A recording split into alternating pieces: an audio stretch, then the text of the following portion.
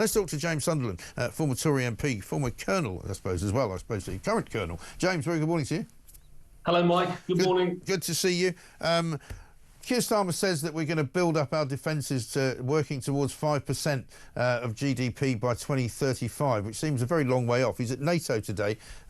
He said that he was going to use British money, British expertise, and he was going to create British jobs to grow the economy through defence.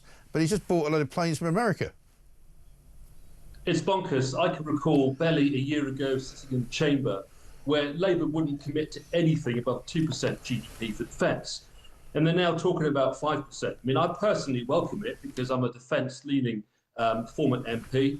I'm back in the fold now. So I think it's the right thing to do, to be ambitious when it comes to defence spending, particularly when you consider all of the threats at the moment that exist, both sub-threshold, both threshold, both existential. The world's a very dangerous place. But come on, Keir Starmer, stop blowing like the wind, put a marker in the sand and tell us what you really think. Well, exactly, that would be good. Just let me interrupt you for a second, James, if I may. Donald Trump's just arrived at Nato at the summit. He's just speaking. Let's have a look. Gone on to another journey because there was a little bit of a violation, and I said, you got to get them back. And they came back, and it was a great thing, and it's going very well. Mr. President, what is your response to the Foreign Minister saying he still wants to enrich nuclear? Hello, Katie. She's so great, this one. Any question she asks, I'll answer. Well, maybe I better not say that. What was your question? What is your response to the Iranian Foreign Minister continuing to say Iran will enrich uranium and pursue nuclear weapons? Well, I don't know if they've said that, but I'll tell you, the last thing they want to do is enrich anything right now. They want to recover. And we won't let that happen, number one. Militarily, we won't. I think we'll end up having somewhat of a relationship with Iran. I see it. Look, I've had a relationship over the last 4 days. They agreed to the ceasefire. And it was a very equal agreement. They both said, that's enough. They both said it. But no, they won't do that. The last thing they want to do, Katie, is enrich. They're not looking to... They're not... Can you imagine after all that, they're going to say, oh, let's go and do a bomb. You know, there could be a day in the future, and then somebody else taking our place will be saying, don't do it. And maybe they won't do it as well, I don't know. But they're not going to have a bomb, and they're not going to enrich. And we believe all of the stuff is down there. We don't think they had nearly the time, because to get that out is a very difficult thing. It's not like moving a package or taking this carpet up and moving it. It's very difficult. It's very dangerous to do. We believe it's all down there.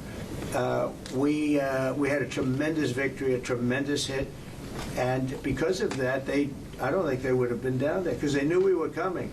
When they know we're coming, they're not going to be down in that 30 stories underground. So no, I think it was just a tremendous victory for everybody, including Iran. Look, they've got a country, and they've got oil, and they're very smart people, and they can come back. Israel got hit very hard, especially the last couple of days. Israel was hit really hard. Those ballistic missiles, boy, they took out a lot of buildings. And they've been great. Bibi Netanyahu should be very proud of himself. And they've really been great. But they're not going to be building bombs for a long time. Mr. President, what's your reaction? Trump there speaking in the NATO summit in the Netherlands there. He's just so straight to the point, James, isn't he? I mean, it's such a contrast to Keir Starmer, who can't even understand that the people of this country would like to hear him say, we respect and support what America did in Iran. He couldn't even do that. Yeah, there is some ambivalence with Trump, of course, and a lot of unpredictability. But his decision to bomb the nuclear facilities in Iran was very bold. US president's been threatening it for a decade or more now. He's done it. I think it was the right thing to do for a whole variety of reasons that we can discuss if we like. But I've met Trump. He is quite a character. He's very forthright, very direct. He's a big man. You can't mistake him. And he's done it, and let's see what happens now. Yeah, but isn't it ridiculous, though, that we've got a British government in place currently that can't actually admit to being in favour of what happened by, the action taken by a massive ally of ours, the US government? To put my cards on the table, we're living in a very dangerous age right now, and I think that the UK does need a leader who pins his colours to the mast and says it as it is. Yeah. But Keir Starmer sits on the fence. I have no idea what he's thinking now in terms of what happened over the weekend in Iran. Does he support it? Does he not support it? Right. Was it in some way complicit? Was he not complicit? What was the legal advice? What was the effect of that? And I think that we need a Prime Minister who wears his heart on his sleeve, who says it as it is, and who does not sit on the fence. Right. And I mean, it's not asking that much, really, is it? And what do you make of, you know, you're a former military man, what happened last week at Bryce Norton? You know, the fact that, you know, people could so easily gain access to what should have been a restricted area, an RAF airbase where 2 planes were vandalised to the tune of something like 25 million quid by these idiots from Palestine Action. And yet they were able to get in, they were able to daub the paint on the plane, and they were able to get out without anybody seeing them. And I find that absolutely extraordinary. Yeah, it's a complete joke. I mean, let's be frank, I did 27 years in the army.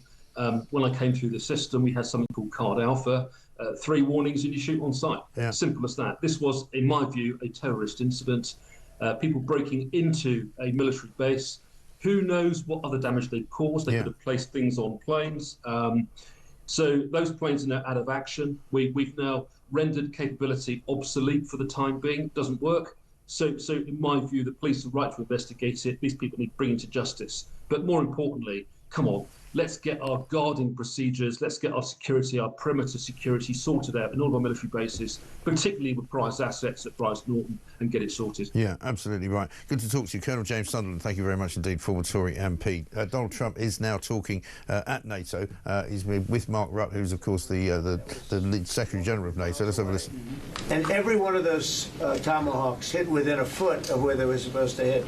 Took out a lot of buildings that Israel wasn't able to get. We took them out with tomahawks. We don't even talk about that. This was a devastating attack, and it knocked them for a loop.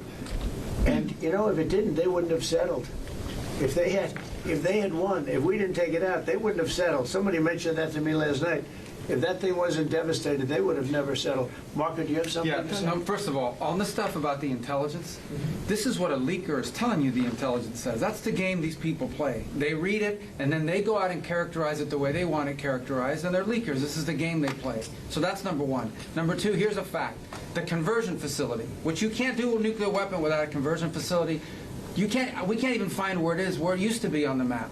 You can't even find where it used to be because the whole thing is just blackened out. It's gone. It's wiped out. It's wiped out. Then we dropped 12 of the strongest bombs on the planet right down the hole in 2 places. Everything underneath that mountain is in bad shape. And I refer you to the statement of the IAEA, Mr. Grossi. Yes. You know what he said? He said there was Iran, the way it looked the day before the attack, and what their nuclear program looks like now. 2 very different things. They are way behind where they were just 7 days ago. Now, anything in the world can be rebuilt. But now we know where it is, and if they try to rebuild it, we'll have options there as well. But all this leaker stuff, these leakers are professional stabbers. That's what they are. They go out and they read this stuff, and then they tell you what it says against the law, but they characterize it for you in a way that's absolutely false. There's no way Iran comes to the table if somehow nothing had happened. This was complete and total obliteration. They're in bad shape. They are way behind today compared to where they were just 7 days ago because of what the president did. Marco, can I just alert you to one other aspect? So the great thing is you took out the nuclear capability of Iran. That was Marco Rubio there, the Secretary of State, speaking after Donald Trump, talking about how they had completely and utterly obliterated Iran's capabilities when it comes to making a nuclear bomb, contrary to what some reports have been saying, which was basically that, you know, the bomb didn't hit everything, didn't damage everything, didn't actually do as much damage as the Donald Trump administration had been saying. That would appear not to be the case.